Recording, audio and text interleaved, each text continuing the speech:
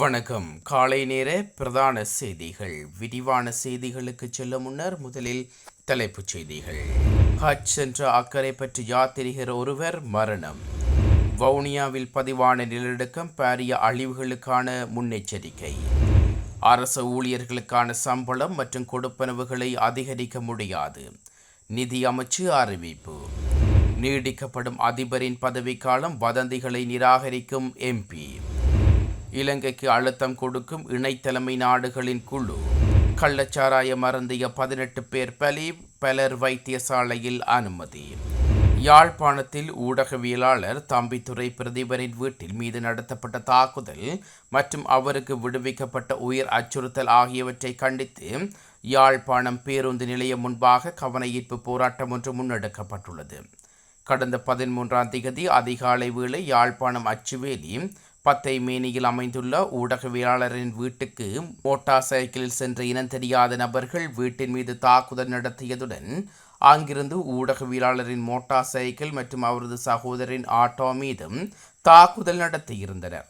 இதன்போது ஊடகவியலாளருக்கும் யார் பொறுப்பு, மொட்டத்தலைக்கும் முழங்காலுக்கும் ஏன் முடிச்சு, உண்மையை மறைக்க சம்பவத்தை திசை திருப்பாதை உட்பட பல சுலோக அட்டைகளை ஊடகவியலாளர்கள் தாங்கியிருந்தனர்.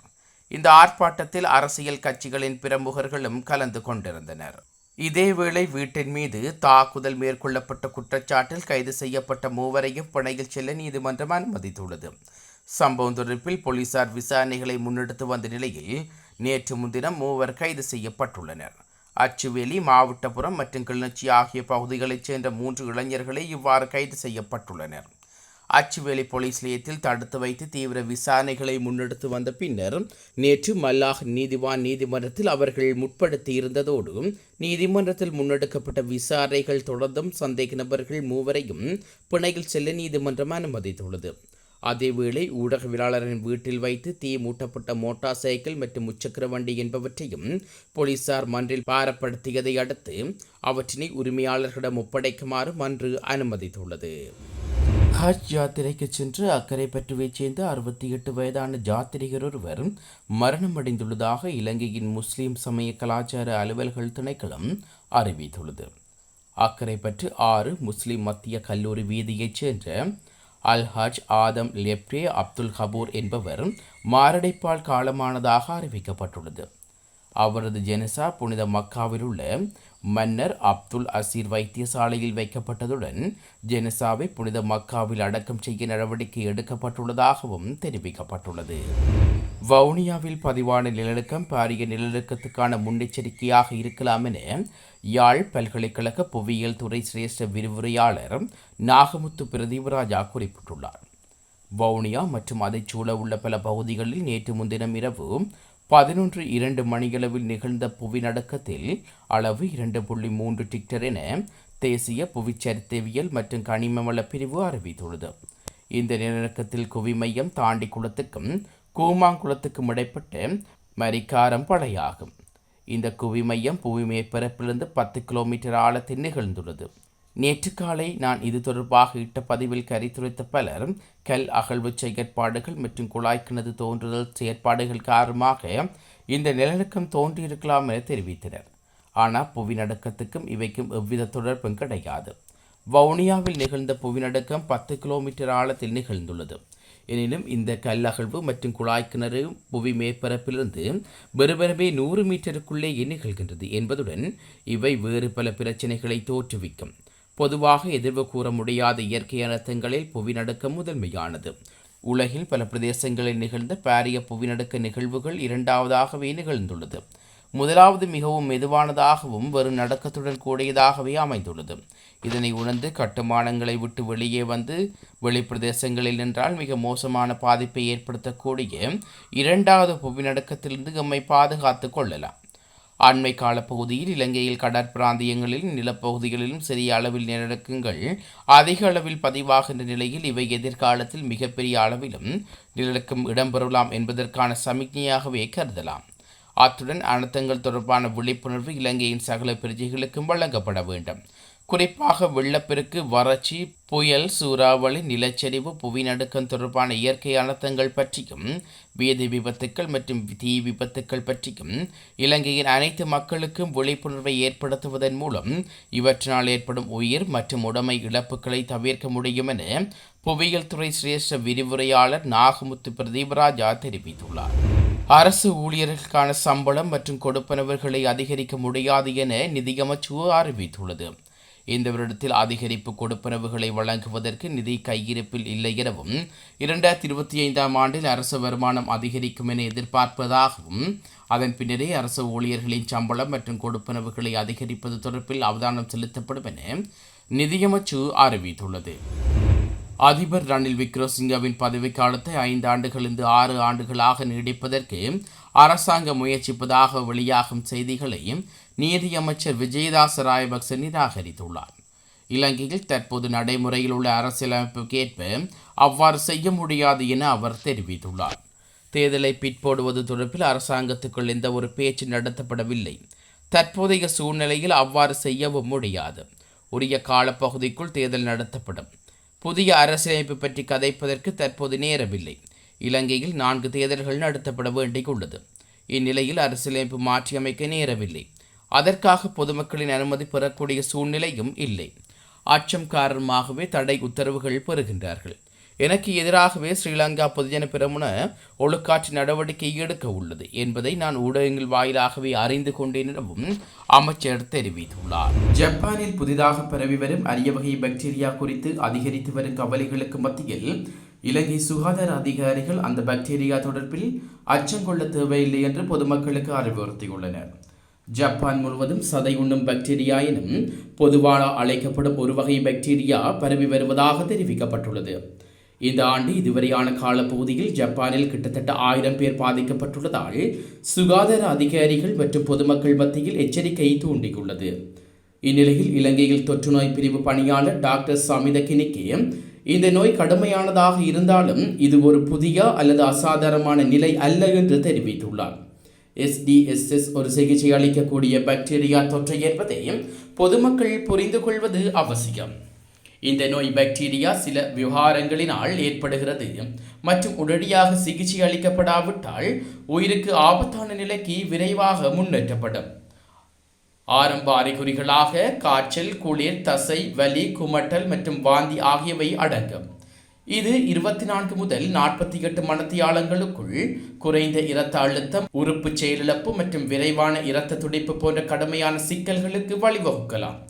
நோய் கட்டுப்பாடு மற்றும் தடுப்பு மையங்களின் கருத்துப்படி SDSSக்கு உடனடி மருத்துவ கவனிப்பு மற்றும் நோய் தொற்றை நிர்வகிக்கக்கூடிய நோயாளிகளின் நிலையை உறுதிப்படுத்தக்கூடிய நுண்ணுயிர் எதிர்ப்புகளுடன் சிகிச்சை தேவைப்படுகிறது. பாதிக்கப்பட்டவர்களின் இறப்பு விகிதம் தோராயமாக 30% என்றும் 30 வயதுக்கு மேற்பட்ட பெரியவர்கள் மிகவும் பாதிக்கப்பட்ட மக்கள் தொகை குழுவாக உள்ளார்கள் என்றும் தெரிவிக்கப்படுகிறது. பொதுமக்கள் பீதியடைய வேண்டாம். ஆனால் SDSS உடன் தொடர்புடைய அறிகுறிகள் அவர்கள் அனுபவித்தால் உடனடியாக மருத்துவ ஆலோசனைகளை பெற வேண்டும் என்றும் அவர் மேலும் கூறியுள்ளார். 10 லட்சம் வீடுகளுக்கு மின்சாரம் துண்டிக்கப்பட்டுள்ளதாக ஐக்கிய மக்கள் சக்தியின் நாடாளுமன்ற உறுப்பினர் SM மரிகான் தெரிவித்துள்ளார். இது தொடர்பில் அவர் மேலும் தெரிவித்துள்ளதாவது, இந்த நாட்டில் தனியார் துறை பணியாளர்கள் 2 சந்தர்ப்பங்களில் வரி செலுத்துகின்றனர். அதேபோல் மின்சார கட்டணம் மற்றும் நீர் கட்டணம் அதிகரித்துள்ளமையினால் நாட்டு மக்கள் பல பிரச்சனைகளை எதிர்கொண்டுள்ளனர். 10 லட்சம் வீடுகளுக்கு மின்சாரம் துண்டிக்கப்பட்டுள்ளது. இவ்வாறான நிலைக்கு மத்தியில் இருப்பது புதிதாக மேலும் வரி அறிவிட தீர்மானித்துள்ளார்கள். அரச வருமானத்தை அதிகரிப்பதற்காகவே வாடகை வரி வருமானம் அறிவிடப்படுவதாகவும் ஜனாதிபதி இந்த நாட்டில் மேலும் ஆட்சிகள் நீடிப்பதற்கு ஒத்துழைப்பு வழங்க வேண்டும் என்றும் சிலர் கூறுகின்றனர். நாட்டின் வரி சுமையை அதிகரிப்பதற்காகவே அவர்கள் கோருகின்றார்களா என்ற கேள்விக்கும் தற்போது எழுகிறது என்று தெரிவித்துள்ளார். வடக்கு மாகாணத்தில் சில பகுதிகளுக்கு எதிர்வரும் ஜூன் மாதம் 22ஆம் தேதி வரை மிதமான மழை கிடைக்க வாய்ப்புள்ளதாக யாழ் பல்கலைக்கழக புவியியல் துறை விரிவுரையாளர் நாகமுத்து பிரதீபராஜா தெரிவித்துள்ளார். அவர் மேலும் தெரிவிக்கையில், இன்று முதல் தென்மேற்கு பருவக்காற்று மழையில் 2வது சுற்று ஆரம்பமாகும். இதன் மூலம் கொழும்பு, களுத்துறை, காலி, இரத்தினபுரி, நுவரேலியா, பதுளை மாவட்டங்களில் அடுத்து வரும் 7 நாட்களுக்கு கனமழை பெய்ய வாய்ப்புள்ளது. அத்தோடு இம்மாவட்டங்களில் சில பகுதிகளில் வெள்ள அழுத்தங்களுக்கு உட்படும் வாய்ப்பும் உள்ளமை குறிப்பிடத்தக்கது. அதேவேளை அடுத்த வாரமளவில் மத்திய வங்காள விரிகுடாவில் காற்று சுழற்சி ஒன்று உருவாக வாய்ப்புள்ளமை குறிப்பிடத்தக்கது. எனினும் அடுத்த வார முற்பகுதியிலேயே இதனை உறுதிப்படுத்த முடியும் எனவும் அவர் தெரிவித்துள்ளார். இந்திய வெளிவிவகார அமைச்சர் எஸ் ஜெய்சங்கர் உத்தியோகபூர்வ விஜயம் ஒன்றை மேற்கொண்டு இன்று இலங்கைக்கு வருகை தர உள்ளார். இந்திய பிரதமர் நரேந்திர மோடியின் புதிய அரசாங்கத்தின் கீழ் வெளிவிவகார அமைச்சர் மேற்கொள்ளும் முதலாவது இருதரப்பு விஜயம் இதுவாகும். இந்தியாவின் அயல் நாடுகளுக்கு முன்னுரிமை கொள்கையினை மீள வலியுறுத்தும் இந்த விஜயமானது கடல் மார்க்கம் மிகவும் நெருக்கமான அயல் நாடாகவும் காலங்காலமாகவும் நல்லுறவை கொண்ட நண்பனாகவும் உள்ள இலங்கைக்கு இந்தியாவினோட தொடர்ச்சியான அர்ப்பணிப்பினை சுட்டிக்காட்டுவதாக இந்திய உயர்ஸ்தானியகம் விடுவித்துள்ள அறிக்கையில் தெரிவிக்கப்பட்டுள்ளது. தமிழ்நாட்டில் கள்ளுக்குறிச்சியில் கள்ளச்சாராயம் அருந்திய நிலையில் இதுவரையில் 18 பேர் பலியாகியுள்ளதாக இந்திய ஊடகங்கள் செய்தி வெளியிட்டுள்ளது. அத்துடன் 80 பேர் வரை கள்ளுக்குறிச்சி புதுச்சேரி மருத்துவமனையில் சிகிச்சை பெற்று வருகின்ற நிலையில் அதிலும் 10 பேரின் நிலைமை கவலைக்கிடம் எனவும் அறிவிக்கப்பட்டுள்ளது. கள்ளக்குறிச்சி கருணாபுரம் குடியிருப்பைச் சேர்ந்த 26 பேர் நேற்று காலை வாந்தி, வயிற்று வலி, வயிற்றெரிச்சல் போன்ற பிரச்சினைகளால் திடீரென்று பாதிக்கப்பட்டுள்ளார்கள். இதனையடுத்து அவர்கள் அனைவரும் கள்ளிக்குறிச்சி மருத்துவக் கல்லூரி மணிமனையில் அனுமதிக்கப்பட்டுள்ளார்கள். இதன்போது மேற்கொள்ளப்பட்ட விசாரணையில் அவர்களுக்கு கள்ளுச்சாராயம் அருந்தியமை தெரிய வந்துள்ளது. இந்நிலையில் அவர்கள் பொது செய்யப்பட்டு விற்பனை செய்யப்பட்ட கள்ளிச்சாராயத்தை அருந்தியுள்ளார்கள் என்பதுடன் சாராய விற்பனையில் ஈடுபட்டதாக கூறப்படும் ஒருவரும் கைது செய்யப்பட்டுள்ளார். முறையான வரி நிர்வாகம், வரி வலையில் சிக்காத தரப்பினரை உள்ளீர்ப்பது, டிஜிட்டல் மயமாக்கல் என அரசு தரப்பில் செய்ய வேண்டிய பணிகளை முறையாக செய்யாமல் அரச வருமான இலக்குகளை அடைய அரசாங்கம் பல்வேறு வரிகளை விதித்து வருகின்றது. தற்போது சர்வதேச நாணய நிதியம் கூறியதாக கூறி அரசாங்கம் சொத்து வரியை விதிக்க நடவடிக்கை எடுத்துள்ளது என எதிர்க்கட்சி தலைவர் தெரிவித்துள்ளார். சர்வதேச நாணய நிதியத்துடன் இணைந்து நாடு விழுந்துள்ள பாதாளத்திலிருந்து வெளியேற வேண்டும். இருந்தபோதும் இந்த ஒப்பந்தம் மக்கள் சார்பாக ஒன்றாக அமையும் விதத்தில் மீள் பேச்சுவார்த்தை நடத்தப்பட்டு மீள் இணக்கப்பாடு எட்டப்பட வேண்டும். சர்வதேச நாணய நிதியத்தின் தாளத்திற்கு ஆடும் பொம்மை அரசாங்கம் ஒன்று நமக்கு தேவையில்லை. சர்வதேச நாணய நீதியத்தை குறித்து காட்டி சொத்து வரி விதிப்பது நியாயமற்ற செயல் என எதிர்க்கட்சி தலைவர் சையத் பிரேமதாச பாராளுமன்றத்தில் தெரிவித்துள்ளார். கிட்டத்தட்ட 800 பில்லியன் கடன் இந்நாட்டில் பெரும் செல்வந்தர்கள், தொழில் அதிபர்கள் மற்றும் தமது நட்பு வட்டார நண்பர்களுக்கு தள்ளுபடி செய்யப்பட்டுள்ளன. குறித்த நண்பர்களின் பெயர் பட்டியல் ரகசியமானது என கூறி பகிரங்கப்படுத்தப்படாது. மறுபுறம் பராட்டே சட்டத்தை வர்த்தமானியில் வெளியிடப்பட்டு சாதாரண மக்களின் சொத்துக்களை பகிரங்கமாக ஏலம் விட்டு வருகின்றனர். எனவே கடனை செலுத்தாத தொழில் அதிபர்களிடமிருந்து நாட்டுக்கு சேர வேண்டிய தொகையை அறை விடுவதை விடுத்து சாதாரண மக்களுக்கு சொத்து வரியை விதிப்பது நியாயமற்ற செயலாகும் என எதிர்க்கட்சி தலைவர் சையத் பிரேமதாச தொடர்ந்துள்ளார். இத்துடன் காலை நேர பிரதான செய்திகள் நிறைவு பெறுகிறது. தொடர்ந்து நாளை காலை பிரதான செய்திகளோடு இணைந்து கொள்ளுவோம். நன்றி.